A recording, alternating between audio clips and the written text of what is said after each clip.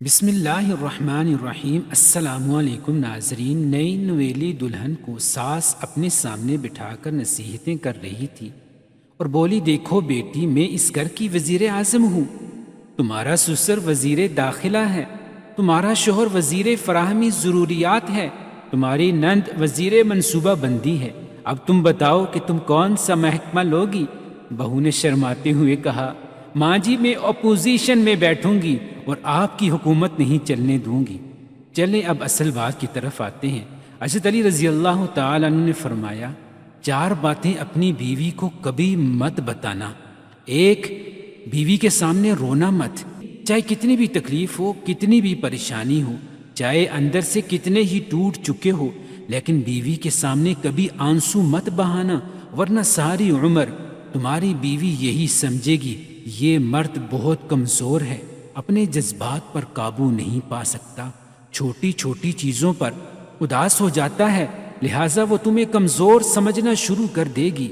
Number 2، بیوی کے سامنے اس کے گھر والوں کی برائی مت کرنا، کیونکہ ایک عورت جب شادی کرتی ہے تو وہ اپنا گھر چھوڑ کر آتی ہے، لیکن اپنے ماں باپ کبھی کوئی نہیں چھوڑ سکتا۔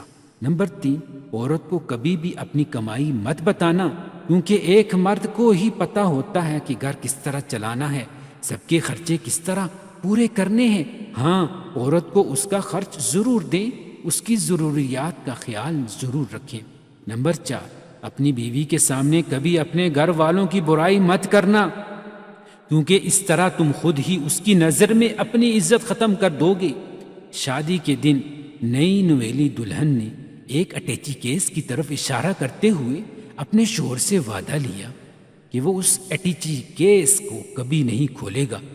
شوہر نے وعدہ کر لیا۔ شادی کے 50ویں سال بیوی جب بستر مرگ پر پڑ گئی تو خاوند نے اسے اٹیچی کیس یاد دلایا۔ بیوی بولی، اب یہ وقت ہے اس اٹیچی کیس کے راز کو فاش کرنے کا، اب آپ اس اٹیچی کیس کو کھول لیں۔ خاوند نے اٹیچی کیس کھولا تو اس میں 2 گڑیاں نکلیں۔ خاوند کے پوچھنے پر بیوی بولی، میری ماں نے مجھے کامیاب زندگی کا راز بتاتے ہوئے نصیحت کی تھی کہ غصہ پی جانا بہت ہی اچھا ہے، اور ماں نے مجھے طریقہ بتایا تھا کہ جب بھی اپنے خاوند سے کسی بات پر غصہ آئے تو تم بجائے خاوند پر غصہ نکالنے کے ایک گڑیا سی لیا کرنا۔ تو مجھے جب بھی آپ کی کسی بات پر غصہ آیا تو میں نے گڑیاں سی لی۔ خاوند 2 گڑیاں دیکھ کر بہت خوش ہوا کہ اس نے اپنی بیوی کو کتنا خوش رکھا، کیونکہ بیوی نے 50 سال کی کامیاب زندگی میں صرف 2 گڑیاں ہی بنائی تھی۔